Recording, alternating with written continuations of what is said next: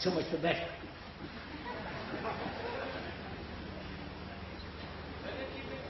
Sir, please, sir, I've explained to you very carefully. I'm not keeping anything back. I'm approachable, as you say, and so on. You see, this what?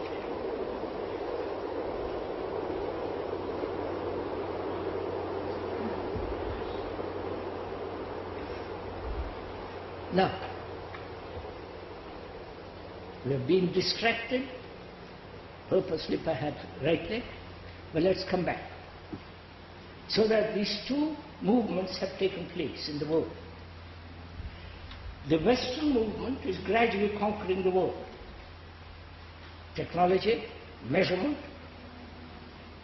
precise thinking, and so on and so on.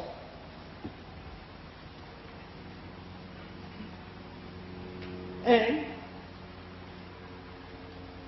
do our thoughts measure equally? You understand my question? No, you don't.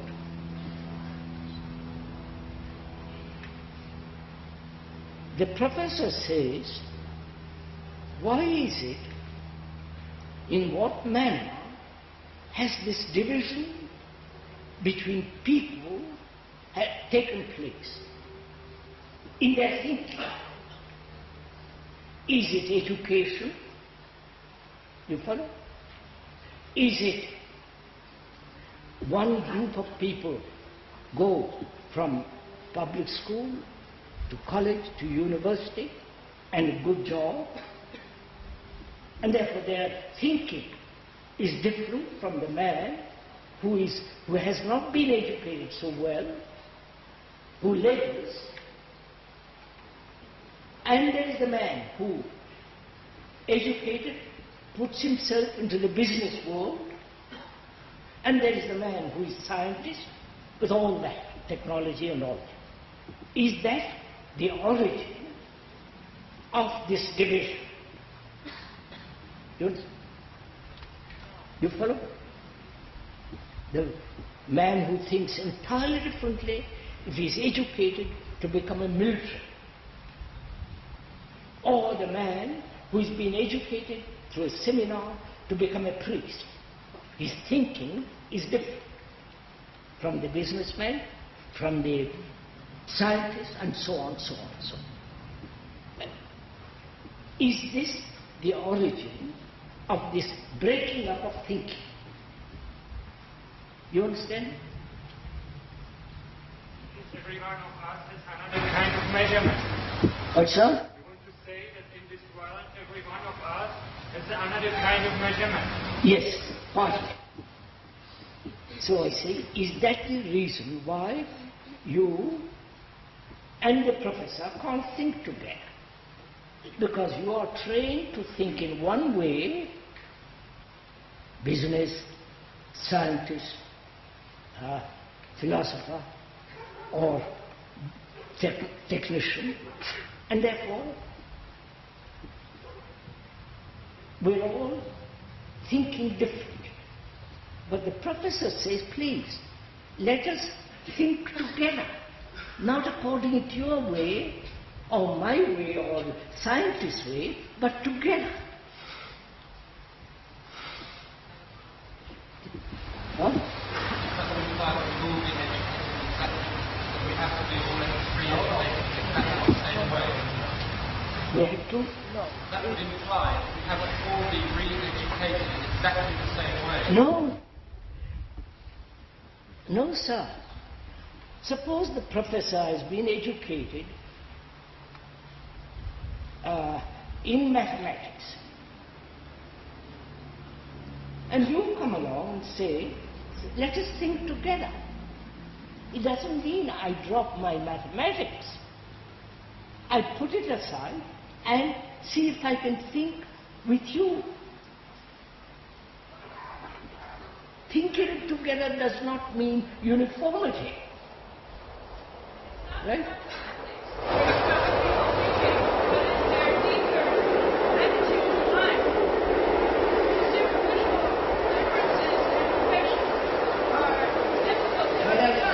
Well, can't you hear that train?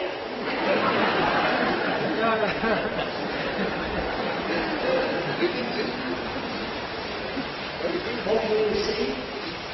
It's that the professional differences do make it difficult for people to communicate, but it's much more their deep attitude to life which prevents people from thinking together. Madam, when you have learned all the professor has to say at the end of the class, you can ask him questions.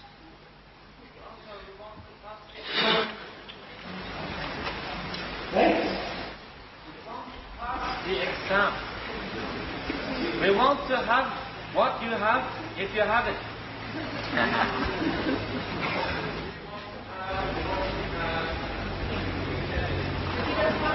If you have it. If you want to get what you think I have, then one has to be silent.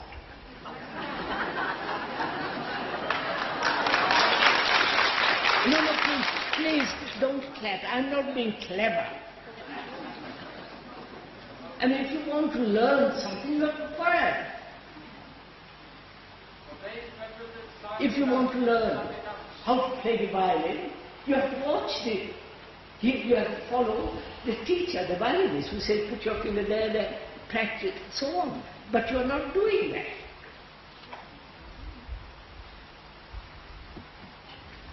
So, we started.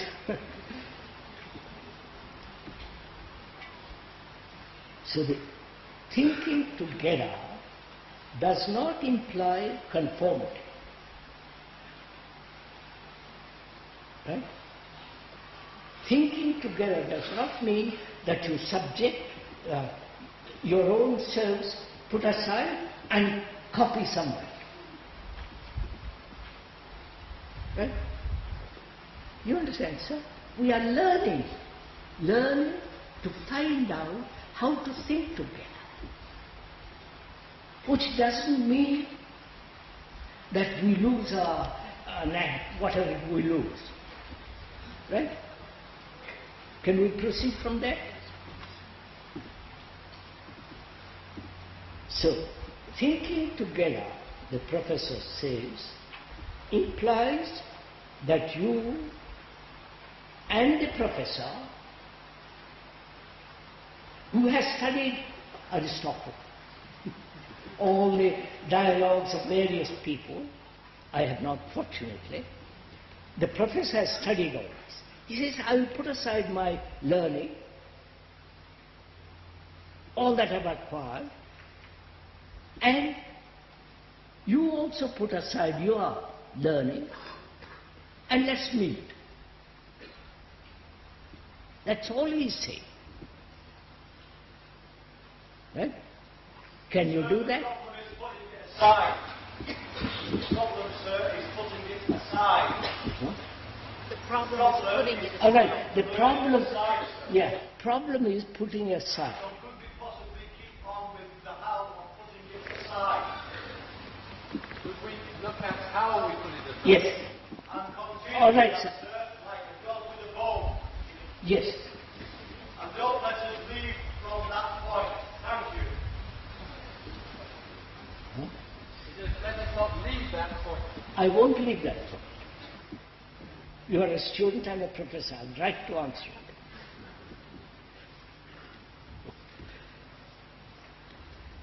The question is, in what manner do you put aside your particular way of thinking? But first you know your particular way of thinking.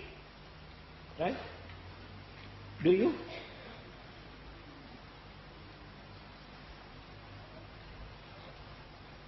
Huh? Don't you know your particular way of thinking? That you are a follower of somebody, that you believe this, that you think this is right, this is wrong, and this should be my experience.